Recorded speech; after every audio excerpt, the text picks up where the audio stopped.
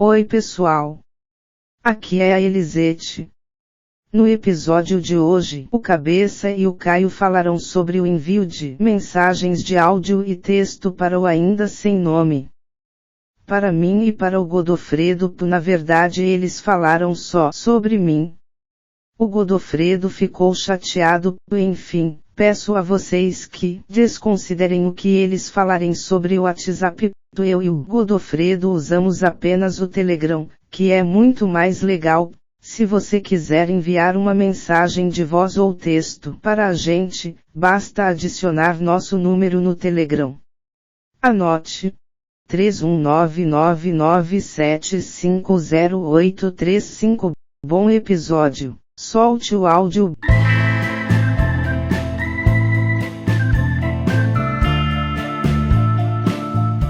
Olá, hoje é dia 8 de abril de 2016 e você está ouvindo a 86ª edição do Ainda Sem Nome, o seu podcast predileto sobre comunicação digital.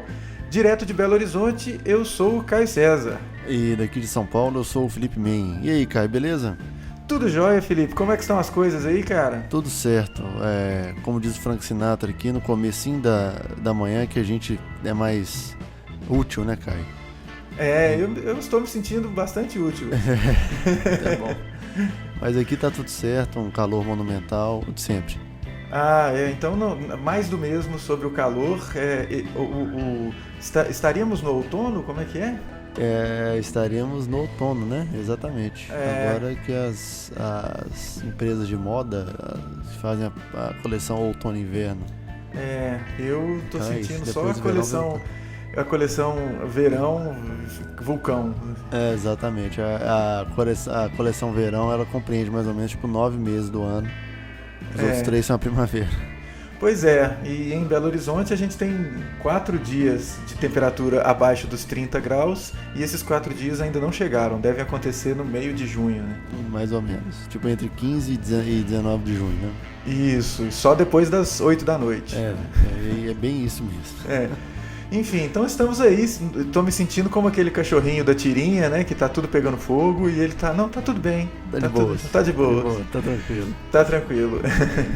Isso aí, e enfim, né, cara, pronto para mais um episódio do nosso glorioso Ainda Sem Nome e sem deixar de agradecer os nossos queridos comentadores da edição passada. Espero que vocês tenham todos gostado da participação do nosso querido Fabrício Yuri, né? Exatamente, foi interessante reescutando a edição e aí depois vendo, eu vi um ou outro review de produto em seguida, assim, durante a semana, que eu tô na busca por um telefone novo. E é interessante você ver os dilemas e tal explicados, né? Por quem está na linha de frente do review de produtos. E é outra vibe agora que a gente conhece as coisas por trás, né? Exato. E tem a pressão. É sempre interessante falar, né? A relação entre o departamento comercial e quem efetivamente vai avaliar como é que esse negócio é interessante. Pois é, cara. Então, se você que está escutando esse episódio e ainda não comentou, comente também sobre a edição passada e agora sobre essa edição lá no aindasemno.me e nos outros canais, no nosso YouTube, Facebook, Twitter e etc, né? Isso, e também se você gosta de ter as edições do podcast fresquinhas no seu dispositivo ou no seu computador, você pode assinar o nosso feed no iTunes e no Stitcher. E também no site tem o link para o RSS, caso você seja a terceira via dos agregadores de podcast. Exatamente. E não deixe de fazer o review, gente. A gente fica pedindo porque é muito legal para que mais pessoas e a nossa comunidade do Ainda Sem Nome cresça. E isso é muito importante. E faça como o Camponês fez lá no YouTube e o Herbert, que a gente já comentou na edição passada, que ele havia comentado, e você vai poder agora escutar os comentários do Herbert que ele enviou em áudio. Então, partindo do pressuposto que quem mandou o áudio já está autorizando a sua execução, né, Herbert? Escute você também o comentário do Herbert. Vamos ouvir o que o Herbert falou sobre o episódio em que a gente comentou o conteúdo atemporal.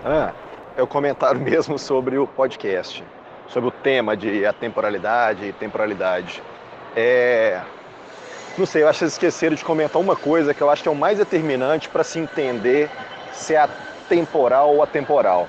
Vocês focaram muito na questão de como que as marcas ou como que as pessoas começam a pensar o conteúdo a partir da ferramenta. Então eu vou pensar em videozinho de 10 segundos que vai sumir, porque isso vai entrar no Snapchat, o Periscope vai deletar a informação depois de algum tempo também. Mas eu acho que o problema não tem a ver exatamente com o tipo de conteúdo, com o conteúdo em si, e nem com o storage, digamos assim, com a maneira como está sendo guardado. Eu acho que a informação principal nessa história é o seguinte, vamos pegar um exemplo. Se eu tiver uma biblioteca com 10 mil livros, e esses livros estão lá, foram escritos para perpetuar. Se eu não tenho um sistema automatizado para eu achar o conteúdo nesses livros, aquele conteúdo está ali, está guardado, mas ninguém vai achar esse tipo de informação. E aí a discussão passa menos pela questão do suporte, mais pela questão do tipo de conteúdo. Vocês fazem um podcast, esse podcast é um podcast de áudio. Possivelmente eu escutei esse episódio de hoje, tem uma grandíssima chance de eu nunca mais escutar esse podcast, e o que é pior, se daqui a 5 anos eu lembrar desse podcast e tentar procurar isso na internet, ele vai estar guardado, ele vai estar no servidor de vocês, mas eu não vou achar esse podcast. E eu não vou achar porque o tipo de conteúdo que vocês fazem, a mídia no caso aí, um arquivo de áudio, ele ainda não é devidamente indexável no caso. Se eu estou falando de texto, possivelmente a gente tem uma facilidade maior. Mas quando nós estamos falando de vídeo, de áudio, a gente ainda não tem uma capacidade muito forte de indexação desses arquivos. E aí para mim esse conteúdo é atemporal, eu não vou achar mais esse conteúdo. O que adianta esse conteúdo existir, estar parado num servidor ou estar parado em algum lugar que as pessoas podem acessar, mas se ele não é encontrável, esse conteúdo ele é atemporal, ele vai sumir.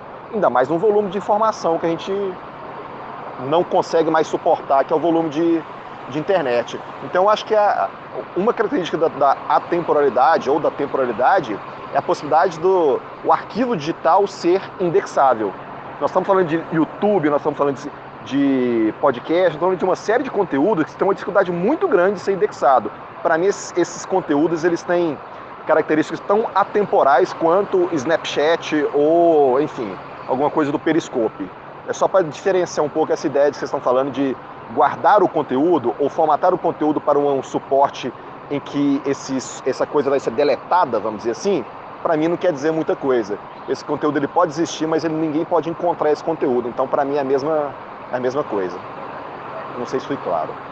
Caio, o ponto de vista foi muito interessante. A gente realmente esqueceu ou nem lembrou de cobrir essa questão da rastreabilidade de um conteúdo depois que ele entrar no tsunami de informações que é a internet, né? Pois é, cara, eu me deparei com uma coisa que foi... Há um post no meu blog que mostrou esse assunto, assim. Tem um post que é muito acessado no meu blog, pessoal, que é o que eu falo da experiência de uso de um xarope. Para ler as instruções lá, a bula do xarope, é aquele tipo de remédio, aquele tipo de embalagem que você tem que tirar metade do rótulo, descolar o rótulo, e a instrução está no verso onde tem a cola do rótulo, uma coisa assim.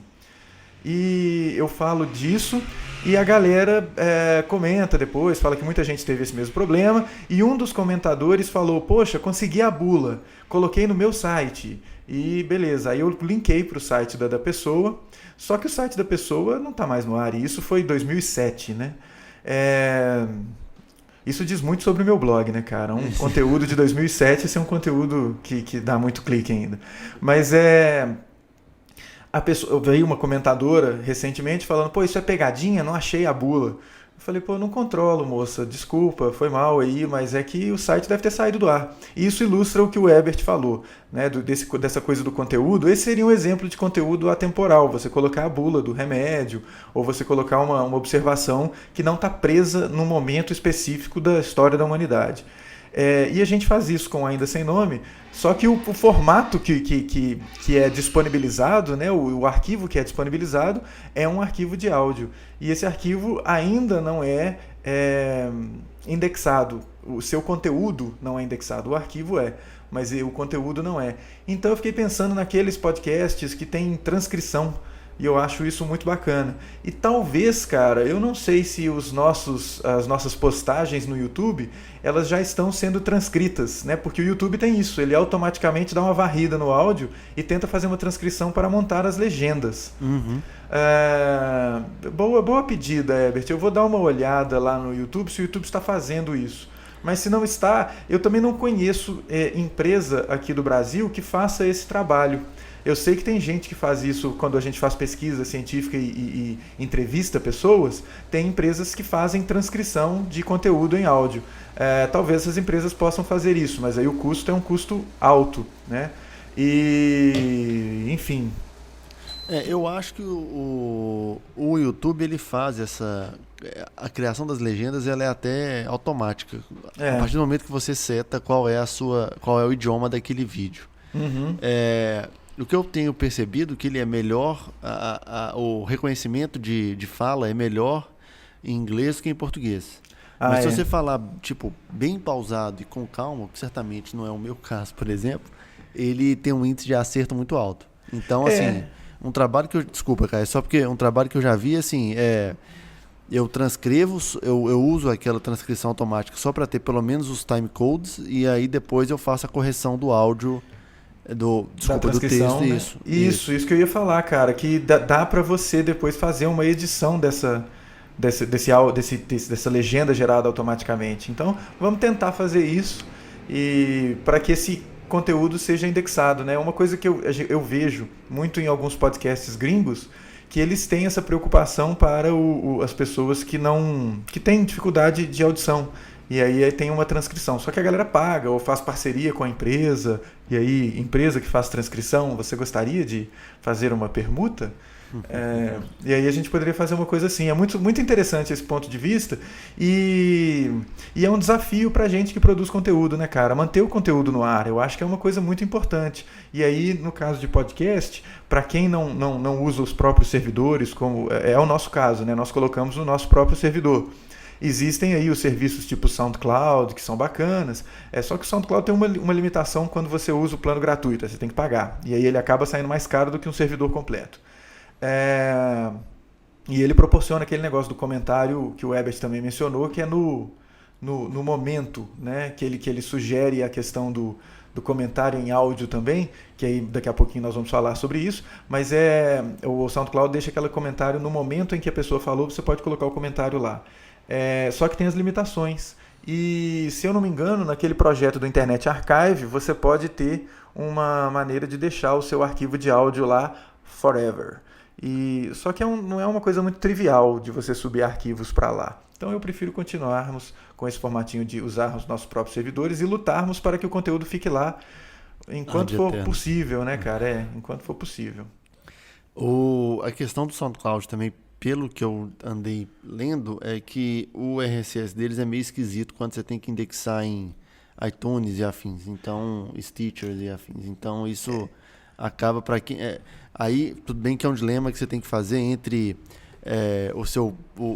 e tem até a ver com o que a gente vai falar também logo mais, com o breaking news do podcast contra quem vai ver isso depois, ou que é uma análise mais profunda das coisas. E tem aquela questão, né, cara, que você está sempre usando uma ferramenta de outro e não a sua própria ferramenta. O que eu acho não muito legal. Eu acho que é sempre mais legal quando você tem o controle total sobre a coisa, como que a coisa funciona. E aí nada vai bater o seu próprio servidor. E aí o lance vai ser você lutar para que o seu site apareça nos resultados, quando as pessoas buscam, esse tipo de coisa. Eu acho que esse que vai ser o desafio, né? Esse que é o desafio. E aí, Caio, eu lembrei de uma coisa quando você falou do seu conteúdo de 2007. Os 2 conteúdos mais acessados no meu blog pessoal também são desde 2003, que é um post sobre o Trio Parada Dura. E aí meu blog virou tipo uma wiki do Trio Parada Dura, sem nenhuma organização de informação, exceto a caixa de comentários. E um pedaço de uma conversa que eu tive no MSN, ICQ, sei lá qual era o aplicativo da época, com o Valtinho sobre cheiro do espirro.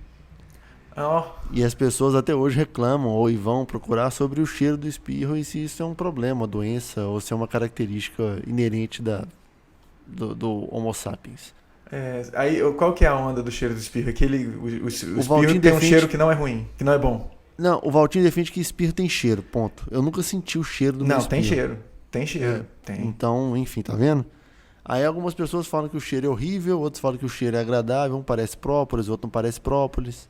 Não, o cheiro é horrível e depende do hálito da pessoa. Se a pessoa tá com mau hálito e espirra do seu lado, você vai sentir um cheiro, tipo, é como se a pessoa tivesse...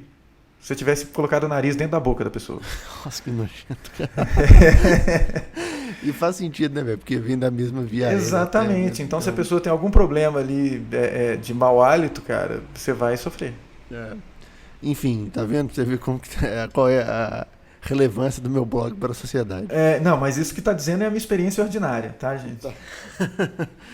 Mas, Caio, o interessante desse comentário do Herbert também é o comentário do Herbert, que a gente agora vai anunciar que temos ainda se não contratar o primeiro funcionário para exatamente, o nosso podcast. Um robô do Telegram. Exatamente, chamado Elisete, a secretária eletrônica.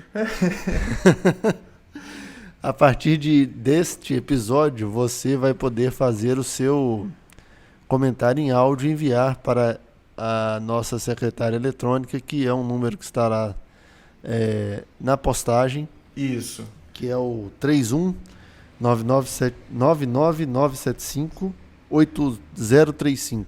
Não, repetindo. Repetindo aí, hein? 31, Belo Horizonte, 999750835. Isso. Nossa secretária eletrônica, que está 24 horas por dia, 7 dias por semana, disponível para você mandar seus comentários em áudio para a gente. Isso. E, enfim, a gente pode fazer outras brincadeiras derivadas disso, nessas ferramentas de comunicação instantânea, com a Elisete aí, né? Isso. Elisete que você falou? Elisete. Deem boas-vindas a Elisete. Aham. Que ela vai receber todas as chamadas de áudio do Ainda Assim Não. Todos os comentários em áudio. Não liga pra gente não, que a gente não vai atender. Esse número não atende telefone. Esse número só tem os WhatsApp e Telegram. Isso. É isso aí. Bom. Então, feitos essas introduções e a novidade, né, da nossa contratação, a família Ainda Sem Nome está crescendo. E vamos ao assunto do dia, né, Vamos ao assunto do dia, que é o seguinte. Saiu na newsletter do Farol Jornalismo, a newsletter 85.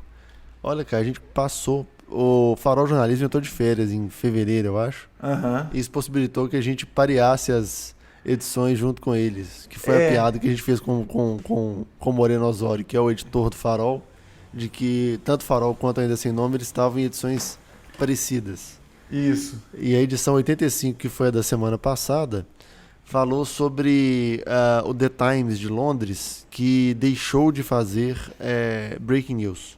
Uhum. E também, e aí foi que eu estava falando da relação do conteúdo atemporal com o temporal, né? E quem diria que o breaking news virou um commodity que ninguém se importa mais. Quer dizer, não é bem assim, né? Eu não diria que ninguém se importa mais, mas é que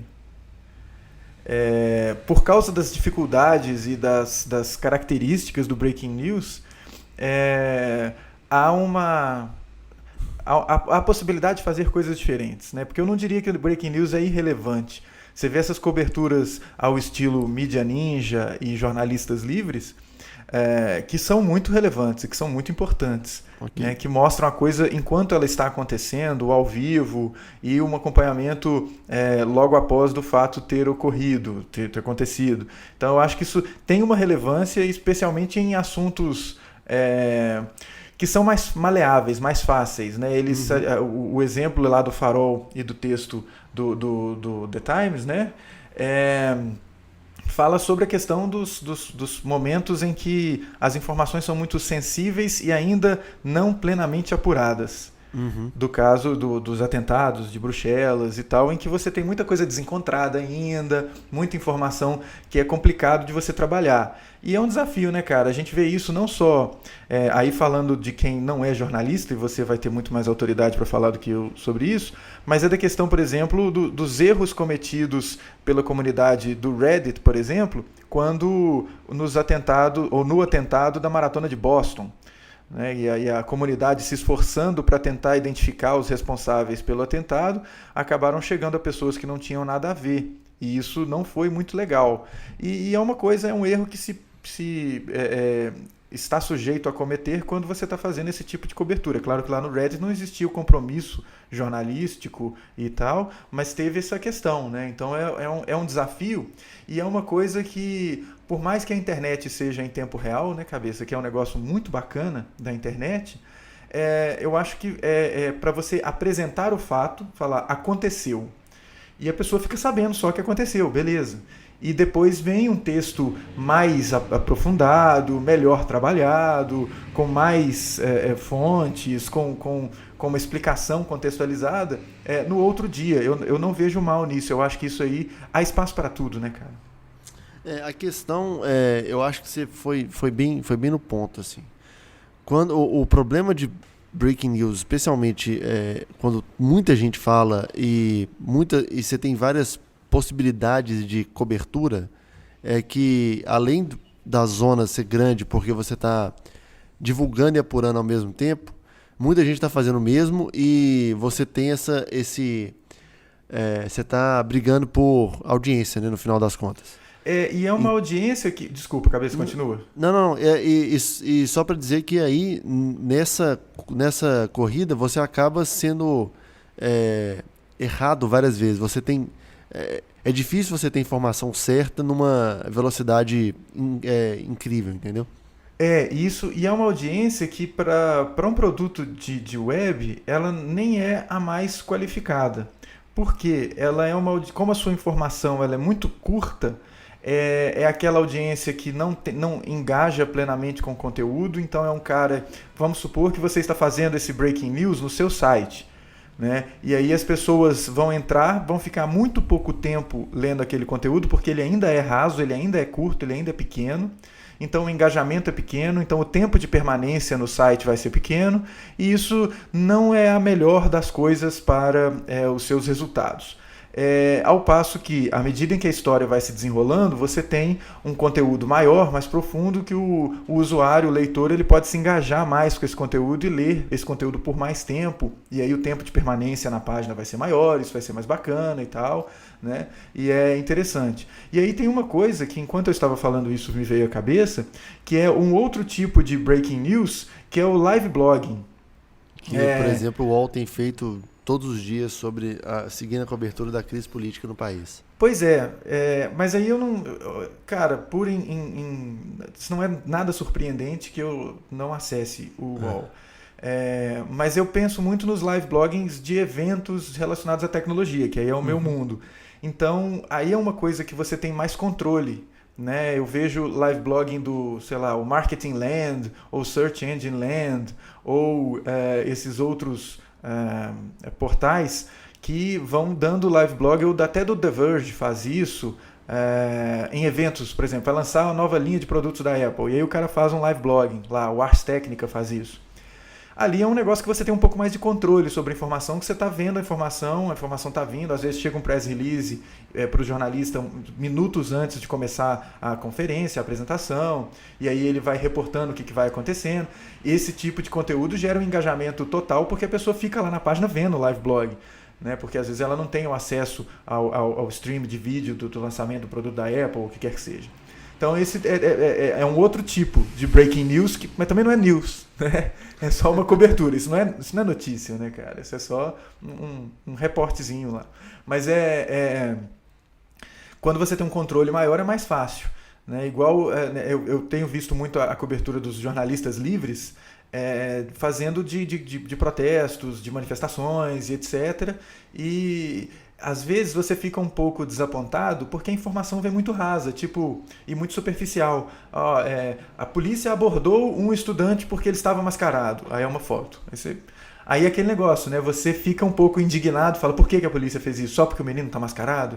Né? E é bem legal. E aí, olha só que interessante, né? Aquele recurso do Twitter de enquanto você esteve ausente, ele pode ser bem interessante, porque aí ele dá uma agregada em, sei lá, 3 ou 4 tweets que contam uma historinha que, se você tivesse acompanhado enquanto estava rolando, você ficaria meio angustiado, né? Porque o negócio tá aos poucos, a informação tá vindo a conta gotas.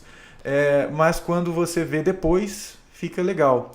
Então, é aquele dilema, né, cara? O jornalista, ele tem todo o aparato nas suas mãos para poder fazer uma cobertura em tempo real de várias coisas.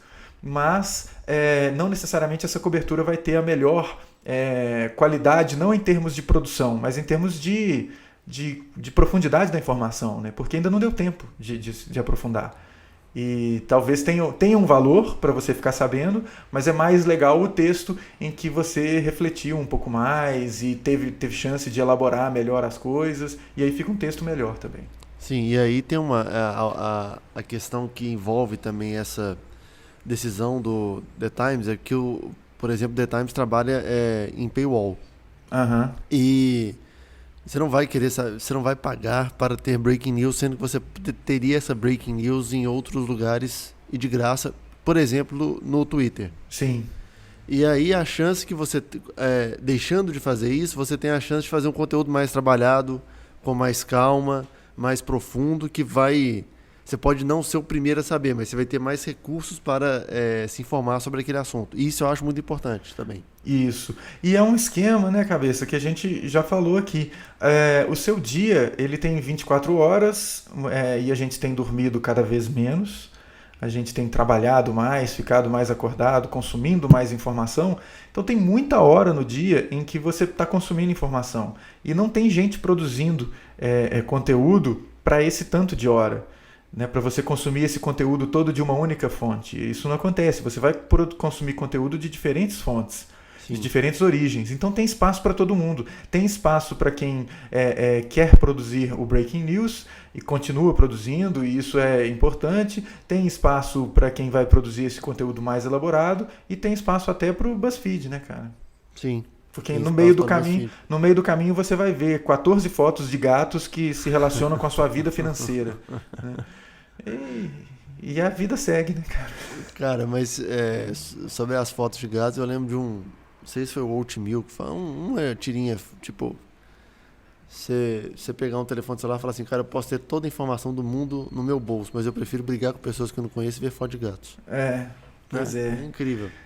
E você tem cheiro de Oatmeal e se relaciona com muita coisa do XKCD também. Então pode ser... mas eu suspeito que seja The Oatmeal mesmo. A gente vai achar isso depois.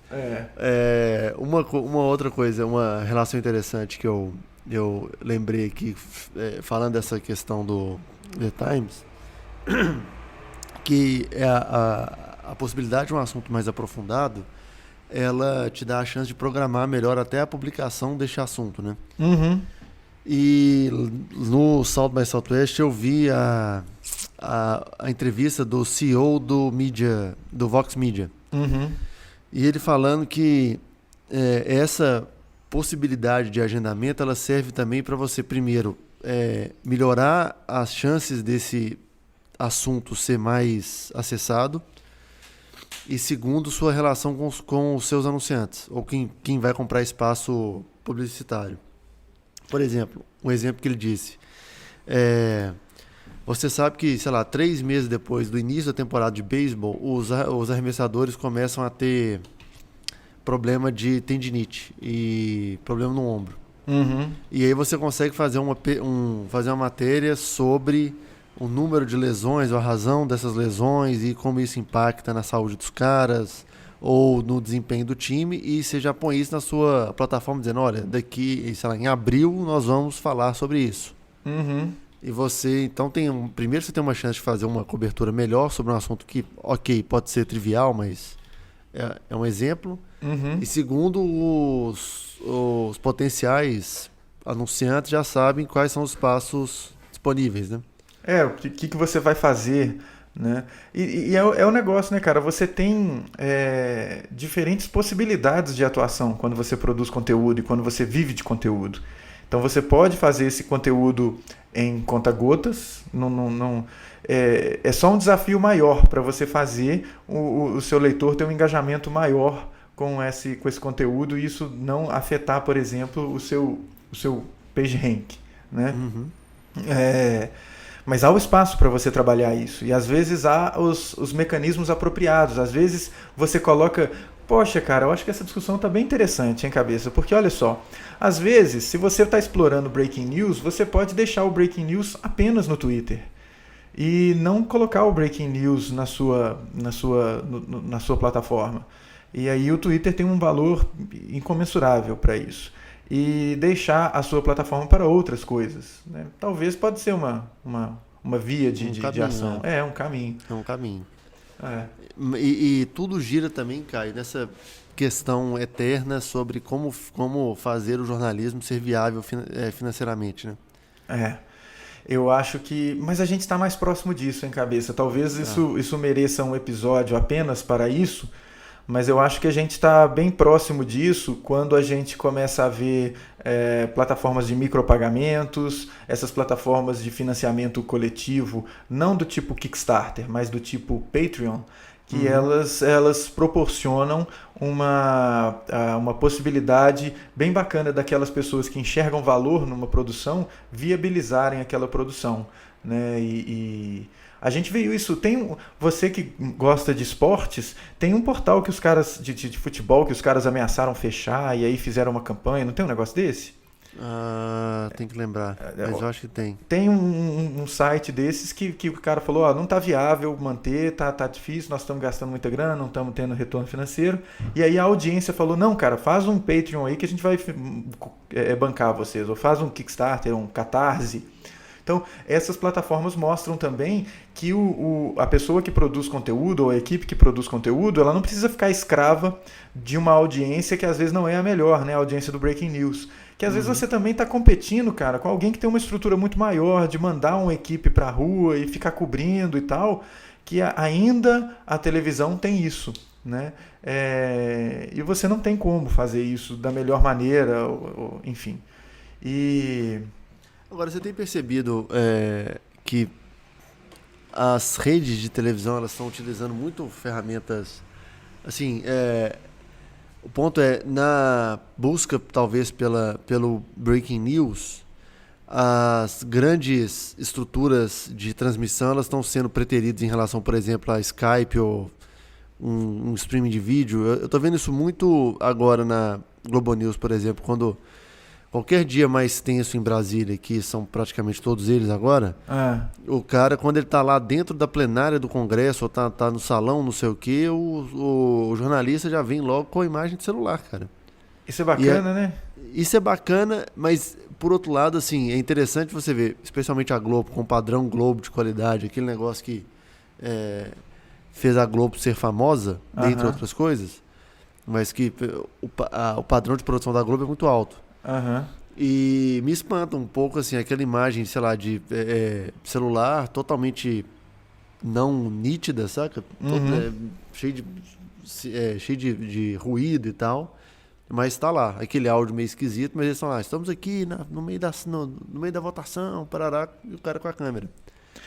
Então, assim, tem essa disputa de audiência. A gente está chovendo molhado aqui, mas é uma disputa que já transcendeu a própria as plataformas, né, no caso, a TV e a internet. E aí eu nem falo disso só para ao vivo, né? Para ao vivo isso é bem compreensível, porque é uma estrutura muito mais leve, mais barata e mais fácil de você transportar, né? Haja visto que os mídia ninja da vida usam isso de uma maneira muito eficiente, né? Mas enquanto estava falando eu me lembrei, cara, talvez a nossa audiência saiba, eu não sei o nome dessa repórter, eu vivo dando o exemplo dela, ela tinha um programa no canal Horizonte aqui em Belo Horizonte, que era sobre pet. Ela falava de animais de estimação e tal, na PUC TV e no TV Horizonte. E agora ela trabalha na Record. E ela faz algumas reportagens no Jornal da Hora do Almoço, que são reportagens que não são... Aí, de novo, né, você que tem a formação sabe o nome desse tipo de matéria, que não é aquela matéria que está falando de uma notícia ou de um acontecimento. Ela está indo lá, eu me lembro de uma matéria muito bacana que ela fez de um museu numa cidade do interior de Minas, que é um monte de maquete que representa acontecimentos históricos. E aí quem cuida do museu é um professor de história e quem faz as maquetes são os alunos, e esses alunos viram guias do museu. É um negócio muito legal. E ela faz isso sozinha. é aquele formatinho que muita gente riu quando alguém Vídeo propôs. Reportagem? Mas ela não é repórter cinematográfico, não. Ela tá com um pau de selfie e um microfone. E o pau de selfie do celular lá, cara. E fica muito massa. Fica bem legal, sabe? Então, é uma possibilidade, né? Eu via isso. Quem fazia isso muito era a Renata Falzoni, com matéria sobre, aventura, ciclismo. Ah, essa Renata Falzoni é aquela cicloativista? Ela é cicloativista. Aham. Ela fazia muita matéria para ESPN sozinha. E era e ainda eram câmeras não tão portáteis, ou então uma câmera menorzinha assim, a qualidade da imagem não era a melhor, entendeu? Mas hoje, cara, isso é muito fácil assim, para você fazer.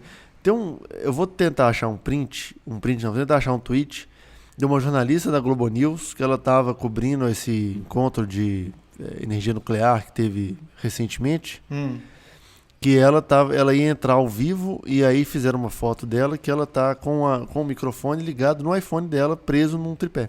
Olha aí. Isso é muito massa, cara. Então, essas possibilidades são muito interessantes, né? Para, primeiro, a portabilidade e, segundo, que te dá uma chance de fazer um conteúdo sem tanta estrutura e com uma qualidade boa, assim. É uma qualidade ok pra boa, né, cara? Porque a câmera de um iPhone é muito boa, né? E você tem portabilidade, mobilidade. Você não precisa mandar um furgão com um link e aí aquela coisa monstrenga para 5 pessoas. Né? Vai uma pessoa sozinha, ou você pega essas 5 pessoas e espalha essas 5 pessoas ao longo do acontecimento, né? Sim. Isso pode ser bem legal, né, cara? Isso é interessantíssimo. Você vê uma estrutura que eu acho muito interessante tudo bem que é para videolog, mas que ainda assim ela não deixa de ser interessante, que é a do Casey Neistat, que ele usa uma Canon 70D, um microfone, um shotgun qualquer aí, tipo um Rode que fica preso na câmera. Qualquer esse. Não, enfim, não é ok.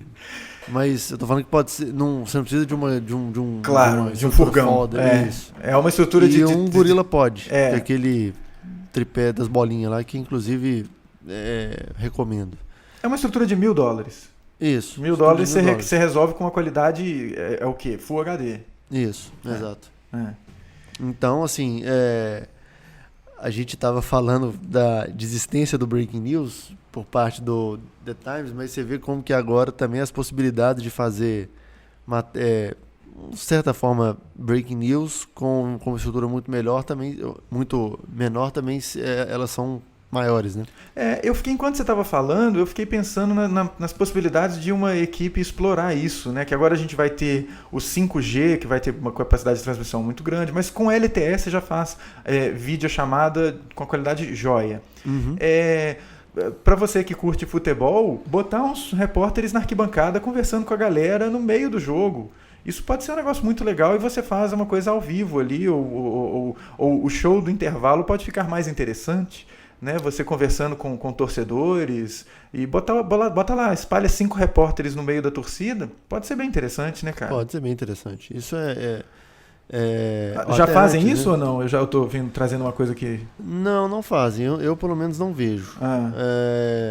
O que eu acho que pode ser interessante é dias, sei lá, de jogos mais importantes, decisões e tal, até essas plataformas, a Globo e a ESPN, que tem blogueiros que cobrem os times, né, como torcedores, talvez em dias de jogos mais importantes fazer uma transmissão com os caras indo pro jogo, que eles sabem, tentar incorporar mais esse espírito do pré-jogo que é interessante, que essa é a expectativa. Quem gosta de futebol fica nessa expectativa do pré-jogo, você tornar ela mais interessante, né? E esse tipo de estrutura serve para qualquer conteúdo, né? Imagina um cara que faz crítica gastronômica ou uma coisa assim, e o cara vai lá e faz um vídeo rapidamente, com uma estrutura decente, barata, e tá lá no restaurante. Então você complementa essa informação. E, de novo, volta o desafio que o Ebert falou no comentário, da gente ter o conteúdo do texto dessas inserções em vídeo sendo indexável. Né? Sim. Ou seja, possibilidades não faltam, né, Cabeça? Só tem que... elas são viáveis do ponto de vista econômico. Então, assim, que seria o primeiro bloqueio, né? Tipo assim, isso aqui não vai dar dinheiro, ou é caro, ou, enfim. Não, peraí que dá, é possível. É possível e, como a gente já conversou, tem espaço para todo tipo de coisa, né, cara? A gente tá indo para um contexto em que, ao invés de você ter toda a informação que você consome vindo de poucos canais, você vai ter muito mais canais produzindo informações de nicho ou informações com olhares específicos. Isso pode ser muito bacana. Isso é muito interessante, né, Caio? Às vezes pensa lá, você é parte de uma equipe de repórteres ou jornalistas recém-formados e que se interessa muito por esporte, mas você ainda não tem os contatos para arranjar as credenciais, para poder fazer cobertura do jogo dentro do campo e tudo mais. Você pode fazer isso dentro da arquibancada. Se você gosta de esporte, é bem provável que você vá ao jogo de qualquer forma. Então você vai lá e faz a cobertura na arquibancada com um olhar diferente, mais próximo do torcedor, que você pode colocar o torcedor falando, participando. Enfim, você criou um novo, não um novo formato, mas uma abordagem que é sua e é característica, e isso pode ser bastante valorizado por um grupo de torcedores que vai lá bancar ou que vai acessar fielmente o seu conteúdo, e você vai poder ter anunciantes que querem ficar mais perto dessa audiência. Então, pode ser muito interessante, né, Cabeça? Eu acho que é um formato que ele deveria ser explorado, sabe? A gente ainda está muito preso, né? E é uma coisa que não é bem um demérito, né, Cabeça? Mas a gente já está passando da hora, porque as tecnologias digitais interativas não são mais novas, mas já passou da hora da gente emular os formatos já conhecidos nesses novos espaços, ou nesses espaços mais contemporâneos. Repetir os formatos de televisão e de jornal que a gente já conhece há 150 anos. Então, tentar formatos novos que as tecnologias proporcionam. Eu acho que isso aí é importante e emergencial, ou emergente. Eu acho que, de certa forma, cara, algumas coisas, elas, assim, já existem novos formatos, eles têm muita audiência. Por exemplo, videologs. Uhum. Só que eles não são utilizados, não como fim, mas eu acho que eventualmente isso ocorre para fins jornalísticos, entendeu? Entendi. O cara, óbvio, se eu tenho um videolog e eu estou cobrindo uma ida minha para um evento, eu estou indiretamente eu estou fazendo cobertura daquele evento, mas com o meu viés, né? Não com o viés do evento. Uhum. Mas assim, é um espaço para experimentação, e que eu acho que você tem que mudar o mindset, assim, tipo, ok, vamos tentar experimentar esse formato e ver o que dá. Exatamente. Eu acho que o momento do desenvolvimento histórico aí das comunicações, das tecnologias, ele demanda que você experimente bastante. Por mais que você vá abandonar a coisa daqui a, sei lá, porque você viu que não deu certo e tal, mas experimentar eu acho que é um imperativo. E aí, talvez a razão de não experimentar é que, eventualmente, e é um mindset que fica muito claro, assim, é que experimentar e dar errado significa que falhou, né? E que falhar é um erro, e que, enfim, você tem que acertar 100% das vezes, o que é um negócio que eu pessoalmente acho que é uma tremenda besteira. Ninguém aprende só acertando, né, gente? A gente aprende errando, então tem que experimentar e errar. Exato. É isso aí. E experimente você deixar o seu comentário lá no aindasemno.me. Eu ia fazer... esse gancho é bom, porque eu ia fazer um outro gancho, cara, que era o seguinte... a gente deu uma dica hoje, né? Essa dica de experimente. Uhum. E que é importante. Eu ia deixar a dica também Donald Trump sobre como não fazer, né? O Donald Trump é um exemplo vivo de como não fazer qualquer coisa, tipo como não existir. Como não existir. E aí, só para fechar o episódio, o Austin Kleon, na sua newsletter, falou que o Donald Trump deu pior dica possível para você ser uma pessoa de sucesso. Ou na visão dele, a receita perfeita para você continuar sendo uma pessoa horrível para sempre. Que aproxime-se de pessoas piores do que você. Porque todo mundo vai te respeitar. Esse é um conselho. Isso não vale pra nada na vida, né, cara? Na verdade, eu acho que o mais legal é você sempre ficar perto. Eu acho não, né? Eu acho que é o consenso para você ter um crescimento, é você se aproximar de pessoas que sejam, no mínimo, iguais a você, ou preferencialmente melhores que você. Para você exatamente. Se comportar como uma esponja, né, cara? Você tentar chupar, sugar tudo de bom que as pessoas podem te fornecer. E aí o cara vai e fala, não, você tem que ficar perto de pessoas que são piores que você. Porque aí você vai parecer mais legal. Tipo, ver pelo prisma errado, entendeu? O Donald Trump é um ser humano do mundo bizarro, né, cara? Então, enfim, a dica que eu e o Caio damos não faça isso. Não faça isso. Fique perto de pessoas que são melhores que você, é por isso que eu faço podcast com o Caio. Que isso, cara, eu acho que é por isso que eu faço podcast com você, cara. E é por isso que nós temos uma audiência tão bacana, que são pessoas super legais, e a gente quer que vocês comentem e que vocês deem os seus 2 centavos agora também, diretamente com a Elisete lá no 31 99975 0835, deixando a sua mensagem de áudio de 10 minutos de WhatsApp. Pode deixar lá que nós vamos escutar tudo, viu? Isso, e faça seu comentário, assine nosso feed no iTunes ou no Stitcher, se você utiliza um dos 2 serviços, e compartilhe, cara, a palavra do Ainda Sem Nome. Isso, quem sabe a sorte está do seu lado e você vai ser agraciado com alguma coisa. É isso aí, o universo te recompensará. Exatamente. É isso aí, cabeça. Vamos rumo ao final de semana e um excelente descanso para você neste período de sábado e domingo. Muito obrigado, Caio. Desejo mesmo para você e os seus. É isso, a todos, pessoal, um excelente fim de semana. A gente volta na semana que vem com assuntos bem relevantes sobre o universo da comunicação digital. Isso aí, valeu, um abraço. Falou!